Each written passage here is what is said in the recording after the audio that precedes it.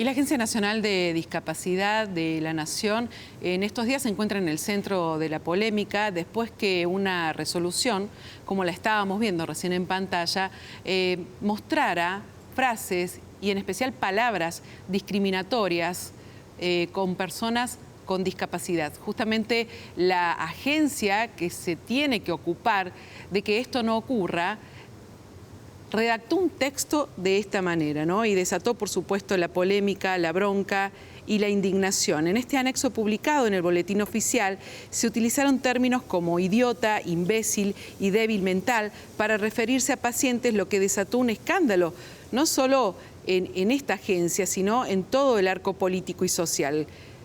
Como consecuencia, Miriam Amendola, que iba a asumir el cargo de coordinadora de fiscalización médica de Andis, fue desvinculada de su puesto y la resolución cuestionada quedó sin efecto y se va a redactar una nueva normativa. Lo cierto es que esto ha generado no solo polémica, sino mucho dolor, mucha indignación entre los familiares de personas con discapacidad, entre las propias personas con discapacidad, porque se entiende que como sociedad estamos avanzando, ¿no?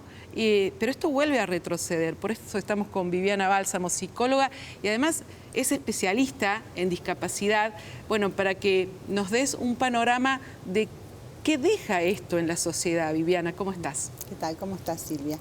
Bueno, hay varios aspectos que tenemos que considerar, ¿no?, en relación a esto que ha sucedido, pero recupero tus palabras, esto que planteas en la indignación, en el sufrimiento de las familias y de las propias personas con discapacidad, porque son a ellos a quienes tenemos que escuchar, ¿no?, que han salido a plantear esta nueva cuestión que ya ellos han dicho, ¿no?, cómo quieren ser tratados, desde qué lugar nos han enseñado el sufrimiento, el padecimiento que han tenido estas familias y las personas, y en función de eso estamos acompañando y trabajando. Entonces creo que lo que sucede aquí es calcular el efecto para mí más urgente, que es saber que esto que se ha dicho, esto que se ha publicado en un boletín oficial, habla de un posicionamiento subjetivo, habla de un modo de pensar y habla de un recorrido de formación que principalmente va en contra de la Convención Internacional de los Derechos de las Personas con Discapacidad. Estas son las personas que hoy están en la Agencia Nacional de Discapacidad.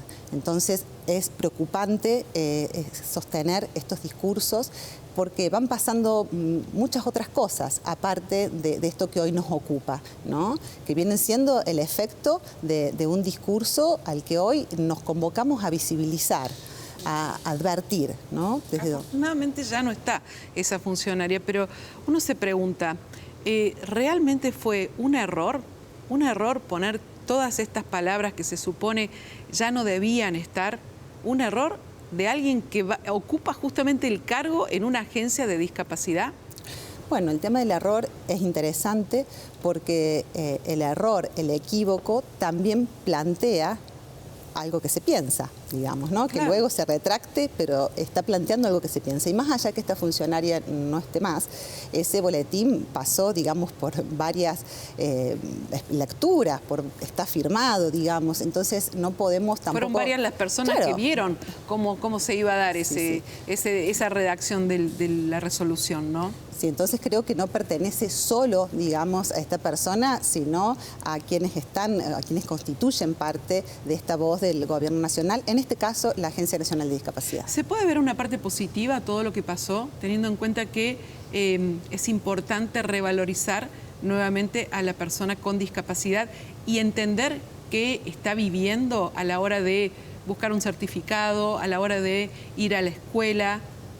Bien, yo creo que hay un aspecto que es importante, que es el positivo, que hoy a esta altura, digamos, ya contamos con colectivos de personas con discapacidad, con movimientos, que ya son ellos los que salen a plantear, ¿no?, que los profesionales de la salud estamos allí acompañando y dando cuenta de los efectos atroces que tiene esto en la vida de las familias y de los sujetos en cuanto a su subjetividad, ¿no?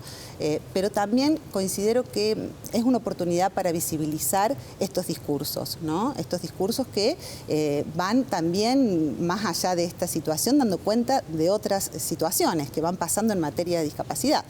Hoy íbamos a hablar de la vuelta a la escuela, ¿no? Sí. Y bueno, ya varias reuniones he tenido esta semana con niños que no pueden ingresar a la escuela o con instituciones que hacen esfuerzos para acompañar a estos niños por no poder acceder, por ejemplo, a la prestación de acompañamiento terapéutico o a los recursos de apoyo que necesitan para poder estar en condiciones de igualdad con sus compañeros. Entonces digo, esto de los recortes en las posibilidades de prestaciones, entre tantas otras cosas que están sucediendo, digamos, es lo que pasa también detrás de todos estos discursos. Como positivo, creo que nos refuerza como comunidad, nos hace afirmar desde dónde tenemos que posicionarnos y estar atento a quién escuchamos, ¿no? Y qué hacemos con eso que escuchamos y elegimos. Viviana, muchísimas gracias. Gracias a vos.